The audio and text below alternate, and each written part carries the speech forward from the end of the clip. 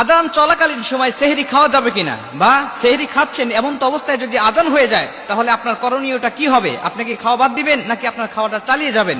এই প্রশ্নটা আমাদের কাছে অনেকেই করে থাকে যে হুজুর আজান হয়ে যাচ্ছে, এমন তো অবস্থায় আমার প্লেটে এখনো খাবার আছে, আমার হাতে গ্লাস আছে, আমি এখন এই খাবারটা খাবো, পানিটা খাবো, নাকি আমি এখানে স্টপ করে দিয়ে আমি রোজা রাখা শুরু করে দেবো, আমি আর খাবো না? এই প্রশ্নটা আমাদের মাঝে অনেকেই করে থাকেন। আল্লাহ রাসূল সাল্লাল্লাহু আলাইহি ওয়াসাল্লাম আমাদেরকে একাধিক হাদিসের মধ্যে এই বিষয়গুলো আমাদেরকে জানিয়ে দিয়েছেন। যেমন আম্মা জান আয়েশা রাদিয়াল্লাহু তাআলা আনহা থেকে একটি হাদিস বর্ণনা করা রয়েছে। আম্মা জান আয়েশা রাদিয়াল্লাহু তাআলা বলছেন, তোমরা বেলালের আজান শোনার পরে খাবার চালিয়ে যাবে, বেলালের আজান শোনার পরেও তোমরা খাবার চালিয়ে যাবে যতক্ষণ না পর্যন্ত তোমরা উম্মে মাকতুমের আজানটা না শুনতে পাও।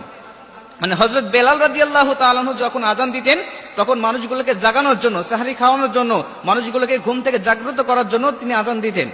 তখন পর্যন্ত খাবে, কিন্তু যখন উম্মে মাকতুম আজান দিতেন ফজরের আজান, এই ফজরের আজান হয়ে গেলে তখন তো সুবহে সাদিক হয়ে যাবে, তখন তো ফজরের ওয়াক্ত শুরু হয়ে গিয়েছে, তখন আর এই মানুষটা আর সেহরি খাইতে পারবে না। যদি খায় তাহলে তার রোজাটা হবে না। এটা আল্লাহ রাসূল সাল্লাল্লাহু আলাইহি ওয়াসাল্লাম আবু দাউদ শরীফের হাদিসের মধ্যে তিনি হাদিসটা বর্ণনা করেছেন।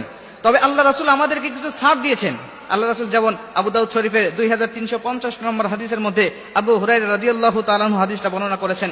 তিনি বলছেন, আল্লাহ রাসূল সাল্লাল্লাহু আলাইহি ওয়াসাল্লাম বলে দিয়েছেন যে যদি তোমরা আজান চলাকালীন সময় তোমরা খাচ্ছ, তোমাদের খাইতে খাইতে হঠাৎ আজান শুরু হয়ে গেছে কিন্তু তোমার হাতের পেয়ালায় পানি এখনো আছে, তুমি পানি খাইতেছিলে কিন্তু অবশিষ্ট পানি এখনো আছে, তাহলে তুমি এই অবশিষ্ট পানিটুকু না রেখে তুমি পানিটুকু পূর্ণ খেয়ে নাও।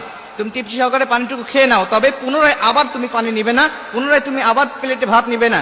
তুমি খাচ্ছ কিন্তু অবশিষ্ট সামান্য কিছু বাদ আছে যেটা তুমি খাইলে পরে সমস্যা হবে না, কিন্তু তুমি যদি আবার বেশি করে খাচ্ছ, আবার প্লেটে ভাত নিচ্ছ, বা প্লেটে অনেক ভাত আছে যা খাইতে তোমার সময় লাগবে, খাবার পাত্রে তুমি এক পাত্র পানি খাচ্ছ আবার পাত্রে নিচ্ছ, এরকম হলে পরে তোমার রোজাটা হবে না। আল্লাহ রাসূল সাল্লাল্লাহু আলাইহি ওয়াসাল্লাম আমাদেরকে একটা ছাড় দিয়েছেন।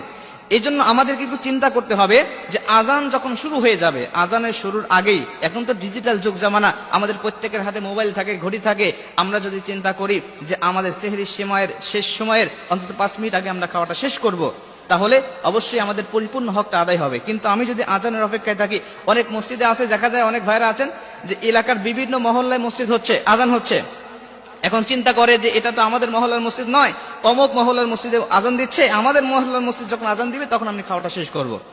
আবার যখন ইফতারের সময় হয়ে যায় তখন চিন্তা করে যে কোনো মসজিদ থেকে আজান শুরু হইলেই সে খাওয়া শুরু করে দেয়, মানে সুযোগ সুবিধা সে সন্ধান করতে থাকে সব সময়।